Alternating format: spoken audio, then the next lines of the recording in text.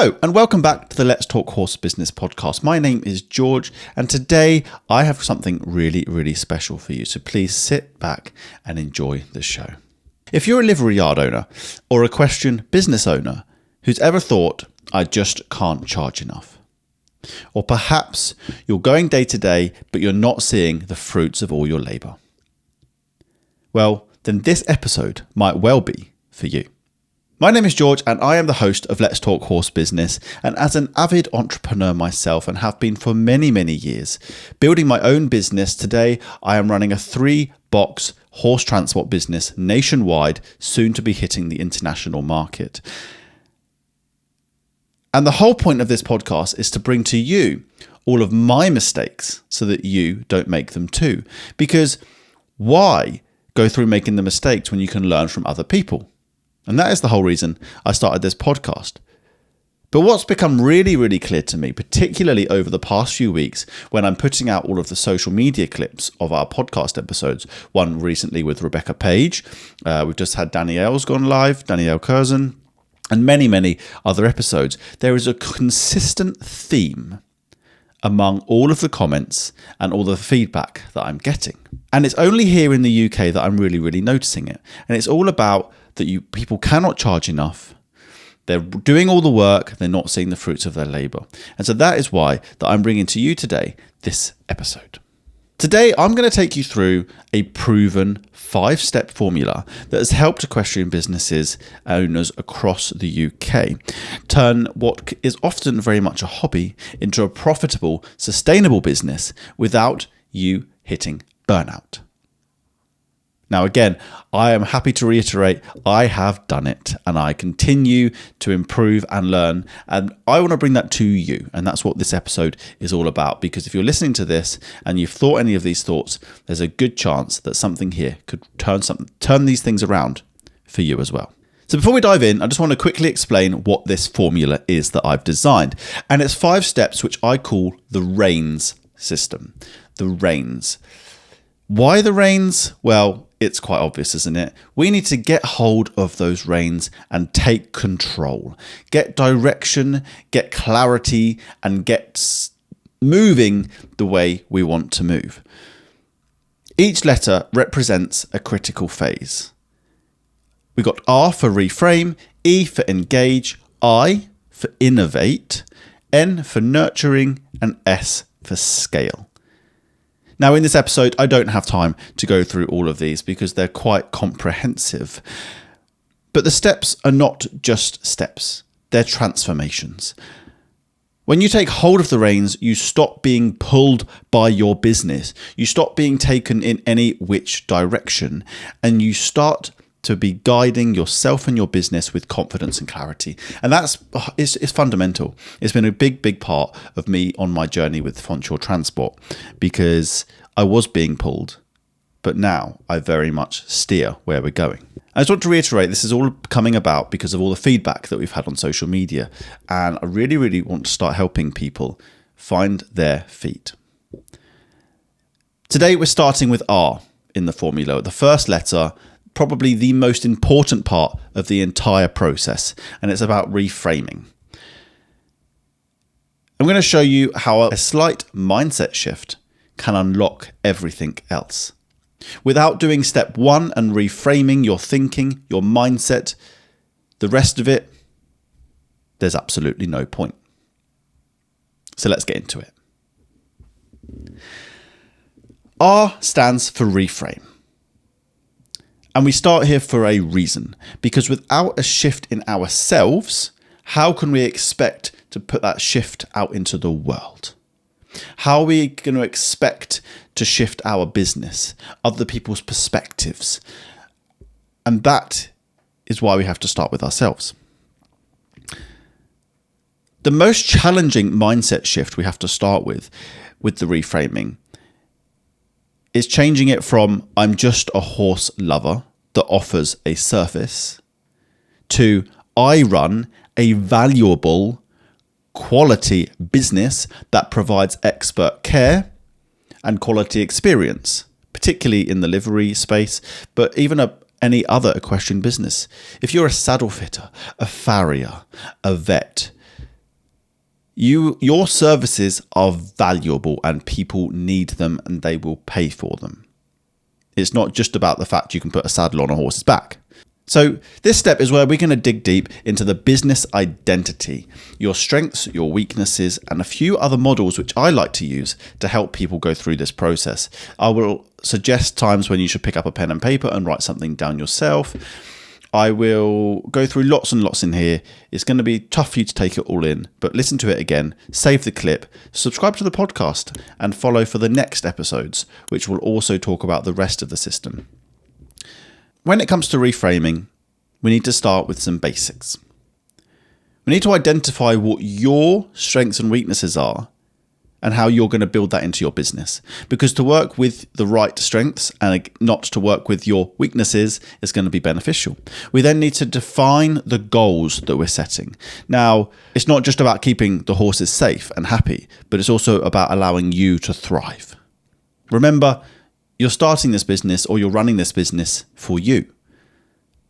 You're not running it to care for everybody else, but in the meantime, you're dying and not surviving and struggling, not sleeping, not eating, no relationships, no social life. What sort of business is that? It's absolutely not a business. You are not running a hobby. You are running a business. If you're stuck undercharging and consistently exhausted, or you're feeling like your yard is running you, not the other way around, then you are somebody that needs to reframe. If you're running an equestrian business and you're years down the line, you're still just breaking even, and it's not giving you the life you deserve, you need to reframe your thinking. And that is not easy, but let's get into how we can do some of these things. Now, why? Why does reframing matter? Well, we get stuck in our ways. We like our comfort zone. We start a business, we start something, and we just become a busy fool, and we just can't see the hills for the trees. We cannot separate ourselves from the business, and so all of the things that we need to be doing, whether that be social media marketing, sales, acquisitions, physically doing the service, we get stuck doing the menial stuff, which isn't doing the doing, but it's doing what you have to do. Then can you see why you need to reframe that? When you shift how you see your role, you'll shift how you price. You'll shift how you build your packages. You'll shift your positions and your services. Now, the benefits of doing this is you're going to start attracting the right clients. You're going to start attracting the ones who value what you do. Because everyone, I'd like to describe it like you have your own tribe. And not everyone is your tribe. And as a livery, you probably found that out because if you've been going a little while, you've probably gone through quite a number of people, and you go through maybe 10 people, but one will always stay. Another 10 people, another would stay. And suddenly you've got a yard of 10 people who are great people, but it's taken you 10 years to get there. Now, that's an extreme example, but I think you can understand what I'm saying. Everyone has got their own type of clients through how you do your business and the services that you offer. So that's one benefit of starting to reconsider your role. You need to set boundaries and allow the clients to respect them. Again, with the reframing, people don't do this in livery yards, in saddlery, in any business. It doesn't come easy, because what you're doing is you're scraping and scrambling for the next bit of business, the next few quid here and there. But through that, you've not set your own boundaries, and they get taken advantage of. And it's not healthy for you. And actually, you're devaluing yourself because your time is valuable. But by not setting boundaries, we're not valuing ourselves. You'll feel more empowered to raise prices because you finally start to understand your worth. And then you also run your yard with the intention, not a reaction. So some of these things are really important as we start to shift from the employee in the yard to the owner of the business. So start putting these things in, you'll start to see all of these benefits. So inside the reframing, there are a few things that I would do with you if I was working with you. Now, it varies from client to client and business to business, but I'm just going to go through a couple of those. So first of all, I want to be looking at a SWOT analysis. I want to be looking at what your strengths are and weaknesses are internally. So within yourself, within your business, within what you're trying to build, what are your strengths and your weaknesses? Because of course, if you play to your strengths, it's going to be a whole lot easier. And as long as you're aware of your weaknesses, you know how to mitigate those downfalls. Whether that be having somebody work with you in a certain aspect that you're not so good at. Or whether it be your strengths, you're really good at people skills, so you're going to be more in control of that side of the business. Then we've got another model within this section, and that is about the SMART goals. I feel like I'm reading, telling people how to suck eggs here, but setting SMART goals, specific, measurable, achievable, realistic or relevant, depending on how you're looking at it, and a time-bound measurable setup are all really, really important with any business. Because if you haven't got those things, you're not aiming, you're not moving forward, you're not setting yourself the vision of where you want to go. Again, it comes back to reframing. If you're just doing a day-to-day and you haven't considered any of these things, you're going to be stuck doing what you're doing today. So SMART goals are really important, specifically when it comes to measuring and heading toward the profitability, which is what we're all aiming for at the end of it. And then the final step within the reframing section, which I'm going through it very fast. There's so much more to this, but I'm just trying to give you some ideas based on all the social media feedback that we've had. So the final one is about your mindset shift, stepping into the identity as the business owner. You are the owner of your business. You have an identity, you have a personality, you have your strengths, your weaknesses, and you know what you want. So embrace it. Embrace that and allow yourself to have the mindset shift around it. Accept who you are and put it into your business, but also you need to accept how you are thinking and how it's hindering your business. How is what you're doing now not allowing you to get to where you want to be? So they're the three main steps that what we do. Now, I don't want this to just be a motivational talk. This is proven. I've done it time and time again. I've been with mentors, coaches, other business professionals, professional riders. It is so important for all of us. And it just pains me when people are not aware of it. I've seen it work. I've seen it work with yard owners, and I've seen it with people who thought they were stuck forever. But I'm here to tell you, from experience, you can absolutely change this. Reframing isn't fluffy. It's where the shift for you and your business begins. So how do we actually reframe? Here is a quick framework that we're going to use today. Now, it's touching on all the things which I've already mentioned. I'm just going to go in a little bit more detail about them. We don't have time to go through this in huge detail, but just use it to think about where you're going. So let's take out a piece of paper. I mentioned it might be a bit more interactive. If you've got the ability to take out a piece of paper and let's write this down. So first of all, we're going to look at the SWOT side of things, analysing who you are, the business that you're building and where we're going. So first of all, let's look at internally, in yourself. What are your strengths and what are your weaknesses? Now, some examples of this might be that your strengths are you love to, you really care about the animals, you have a lot of experience, you're very calm. Your strengths might be your loyalty, your reliability, your credibility. Your strengths might also be things like you're incredibly organized. You might really like doing paperwork. Not many of us in the equestrian space like doing paperwork. But what are your strengths personally to you? Now take a minute, pause this and write those down.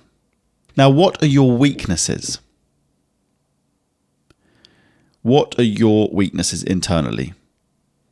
Much like the strengths, where you've looked at what your top priorities are, your top business priorities are, what are the challenges that you have? So weaknesses might be that you're not all that organized, that you are underpricing yourself because you're not confident that you're not going to get undercut by somebody else. You might struggle doing all the literature and the paperwork. It can be anything, but things that you struggle with, that personally and in your business.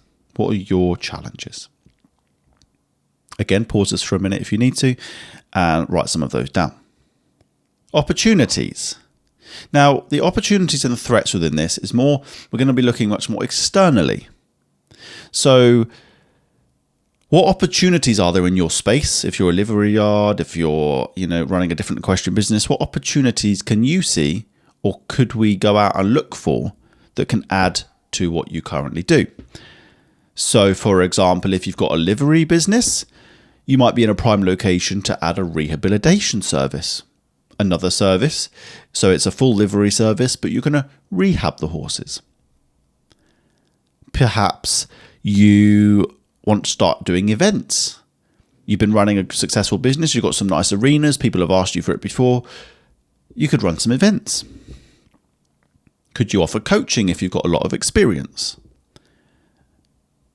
Could you start freelance grooming or teaching if that's something that you've got a skill in? Could you utilize social media more? Have you done enough? Is there an opportunity on social media to build a brand, build your business differently? Again, have a think. Pause this for a minute. Have a think. What else is there out there for your business and yourself? And then you've got the threats, competitors, people who might undercut you, risks of cost inflation. Perhaps you rent somewhere and your tenancy is a certain length of time. That's a risk you might want to take into consideration. What threats are there directly with the services that you provide and the training that you provide? So again, take a minute and write down the threats that you've got. So that is a really quick overview of the SWOT. And if you've taken part in that, great. And then what you need to do from those is you can start to build a picture of where you are and what else you could do or not do. And what's really important here is, remember, we're talking about reframing. So you can look at your strengths and go, wow, I've got these strengths, but I'm not utilizing them. You can look at your weaknesses and go, wow, I'm not good at that. How can I outsource that? How can we do something differently with that? You reframe your thinking and say that you're stuck in your livery business, but actually there's an opportunity to do something else. How could that work? And what threats have you got that are going to come directly at you? And how could you reframe your thinking to actually think about those more of an opportunity? Now, we haven't got much more time to go through this in any more detail. We're already flying through the time. So that is just one look at one part of how we'd start looking to reframe your thinking with your business. And then the next, I've got quite a few here, so I'm going to skip through these a little bit faster now. Step 2 would then be looking at SMART goals, which I mentioned earlier is your specific, measurable, achievable, realistic or relevant, and time-bound goals. Now, this is really, really important. I'm not going to go through each one by one, but what people make the mistake of doing is saying, oh, well, my goal is to make more money. My goal is to run my own equestrian business. My goal is that this time next year, I want to not have to work quite as much. Can you see how none of those are specific and smart? What you need to be saying is, I want to add £1,000 a month by the end of the year, and I'm going to do that by restructuring my packages and I'm going to sell 5 more. Can you see the difference? And people will go, oh, well, it's just wishful thinking. I can't do that. I could.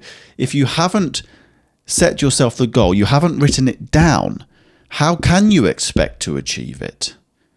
Because it's just a pipe dream. But as soon as you start actually saying to yourself, even if you do it daily or weekly, and you revisit it and you go, my goal was to do £1,000 a month by the end of the year by restructuring my packages, and I'm going to sell 5 more. Well, now you can measure it. You can go, I make your changes, and you can measure, I've sold 1. I've only got 4 more to sell, and I've still got 3 months. Or you go, wow, that's made X difference in value to what I do. I'm going to do it now for the other parts of my business. So it needs to be measurable. It needs to be almost like a KPI, a key performance indicator. You need to build this in where you're able to measure what you're doing. Now, number 3, step 3 of the reframing process is your identity. This is the big part, and it all comes down to your mindset. Who are you? Are you a mucker-outer that likes patting horses all day and never getting a break? Or are you the director of your yard and you offer professional bespoke services alongside your team delivered at the best prices? Can you see how that's different? I'm a livery yard owner and I spend all day mucking out, patting ponies and caring for them, but I don't have a social life and I don't even have any friends anymore. Or I own an equestrian livery business. I have an exceptional team which offer 5-star care to my clients' horses. And on the back of it, I have a great social life because I've done it right. I've set it up really well. You see the difference? There's a huge difference. So the next step, if I were to be going through this with you, is let's reframe your identity. Who are you? Who do you want to be? And step 4 is about knowing your clients. This is a big one. It's a big one. It comes under a few other steps as well, but I mention it in the reframing because we get stuck with the people that we're stuck with, and we're not actually thinking about, are those the right people? This is where we get clear about actually who you want to serve. Who is that person? Not everyone deserves a seat at your table, stable, whichever way you want to word that. You need to build your own client avatar. Who are they? Who are the people that you're targeting? Who's going to value your service? And who are you willing to invest in? And they'll equally invest in you. This is where you're going to build your tribe and cut the fat. Your tribe is not everyone. And I guarantee you've got a lot of fat hanging around. And by fat, I mean people who are wasting your time, devaluing you, and not wanting to appreciate the services and business that you have. And it's time to lose them and build your tribe.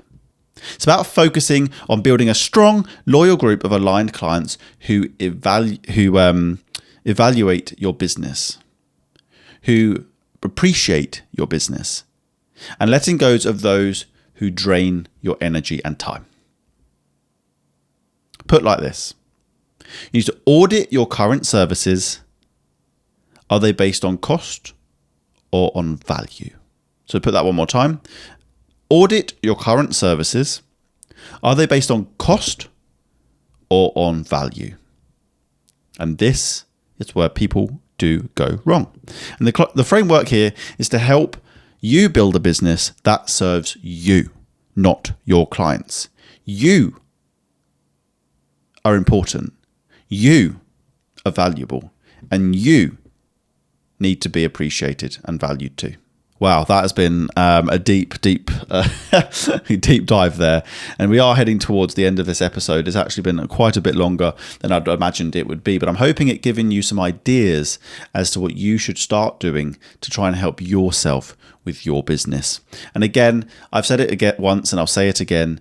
All of this stuff is stuff I've learned because I've made the mistakes. I would be way further ahead if I didn't make the mistakes. But this is why I'm so passionate about doing this podcast and bringing those things to you. I do it through bringing guests who share their experience, but this is also because I have been where you are too. So let's imagine, what if you actually did some of these things? What if you actually took the time to reframe your thinking? Bearing in mind, this is one step of 5. Well, you might be able to restructure and reprice your services, and your correct clients and tribe will stay. You'll stop bending over backwards for the wrong people who don't value you. And what if your yard started finally working for you, not the other way around? How would your life change? How would you feel compared to how you have been feeling? I have worked with clients, I have been the client, and I know people today who say, there's no way that I can raise my prices. Everyone will leave. Working through the reframing section alone will help you to change this. I've taken people through this process. I've taken myself through this process. And do you know what happened? Clients left. But guess what? More came. And they were the right ones. They were paying the right fees. And I myself, I can talk for myself here, am now making the right fees. Losing 2 lower paying customers, but replacing it with 1 paying customer that respects you, your policies and your business, well, that's the power of reframing. Your yard in your business reflects you and your mindset. And I think that's really, really important as part of today's message. If you believe in your value, others will too. Your yard and your business reflects your mindset. If you believe in your value, others will too. Now that leaves me to go on to, when should you do this stuff? Because many of you are really, really busy equestrians and you probably think you don't have time. But I'm here to tell you today, as somebody who didn't do it at the right time, who took far too long to do it, and is now sitting here talking to you because of that, you need to do it now. You need to take the time and go through some of these steps now. Get absolute clarity on where you're heading, what your financial figures are, what you want your business to look like, how you want your life to be, because otherwise another 10 years will pass and you'll be in exactly the same position. Don't wait until winter when you've got more time. Don't wait for the next client to ghost you because they didn't value your services. And don't wait until you're burnt out. Start today, do your SWOT analysis, set your SMART goals, start thinking about your mindset, and also design your identity and who your tribe, who your clients are. Remember, you are the CEO of your business. You are a business owner, and it's something to be proud of, and you need to go out there and absolutely own it and forget about those who don't value it. So, this is step 1 of a proven 5-step system that I am so passionate about and continue to develop and help other equestrian businesses alongside my own to achieve the financial freedom, the time freedom, and the lifestyle design that all of us really do want. Restructure your income, and finally, see a future where this industry doesn't rely on you scraping by anymore. And if this resonates with you, there's so much more to come. Please hit subscribe, follow me on my socials, George Betson, and send me a message if you want to go deeper, because I'll be happy to talk to you about any of these steps. And please listen out. This is why you've got to subscribe. This is why you've got to listen every week. Listen out, because we're going to be going through the next 4 steps over the next few months, in and out of some of our fantastic guests who share such incredible stories about their businesses and their equestrian experiences. So thank you so much for joining me on today's solo episode. I hope it's been insightful for you. If nothing else, hopefully it's motivated you to try and start making that change in your business. Remember, business is all about mindset first and reframing you from the starting point, because that unlocks the rest. Tune in next week for another fantastic episode, but I'm not going to tell you what it is because that's the whole point of tuning in. So thank you ever so much for joining me on today's solo episode. I hope it has been insightful for you and got you thinking about your business and where you want to go, because we all get too busy on the day-to-day and there's so much more to what we could be doing and enjoying our lives that bit more with the freedom and the life that we so desire. So until then, until next time, have a fantastic week and I'll see you very soon.